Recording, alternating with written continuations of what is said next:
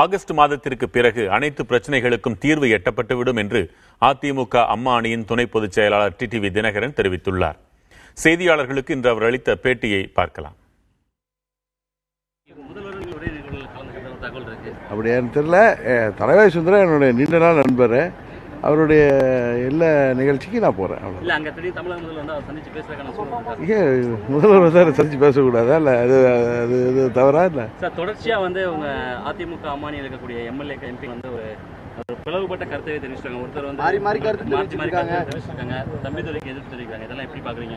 இப்ப ஜெயலலிதா மறைவுக்கு பிறகு கட்சி கட்டுக்கோப்பெல்லாம் இருக்கல. சில பேர் தங்களை பெரிய தலைவர்களாக நினைச்சிட்டு இது மாதிரி உங்க மாதிரி மீடியாவில் டெய்லி அவங்க அடிக்கடி அவங்க வருவது மூலம் தங்களை பெரிய ஒரு பிரமுகராக அவங்க முன்னிலைப்படுத்த விரும்புகிறாங்க. அதனால அதை செஞ்சுட்டு இருக்காங்க. சார், குடியரசு வேட்பாளர் அறிவிப்பின் போது நீங்க அறிக்கைக்கு முன்னாடியே முதலமைச்சர் அறிவிக்கிறாரு.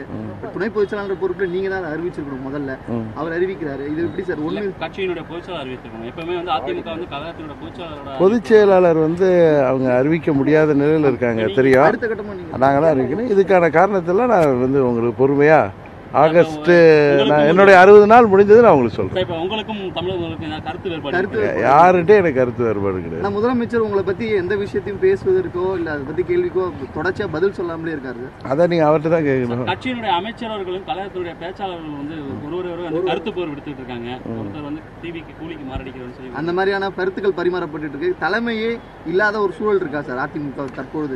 எந்த அணிக்கும், 2 அணிகளுக்கும் தலைமை பொதுச் செயலாளர் இன்னைக்கு செயல்பட முடியாத ஒரு சூழ்நிலையில் இருக்காங்க. அதனால் இது மாதிரி சில நடக்கக்கூடாத செயல்பாடுகள் நடந்து கொண்டிருக்கின்றன. அதெல்லாம் சரியாயிடும். அதான் நான் சொன்னேன், 60 நாள் நான் முடிச்சுட்டு வர்றேன். அப்போ எல்லாம் சரியாயிடும். கட்சி ஒற்றுமையாக தான் இருக்குங்களா?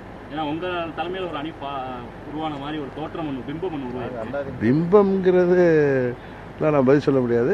நான் சொன்னேன்ல உங்களுக்கு, ஜூன் 5ஆம் தேதி சொன்னேன் 60 நாள் முடியட்டும். முடிந்தது முடியது 60 நாள் முடியட்டும்.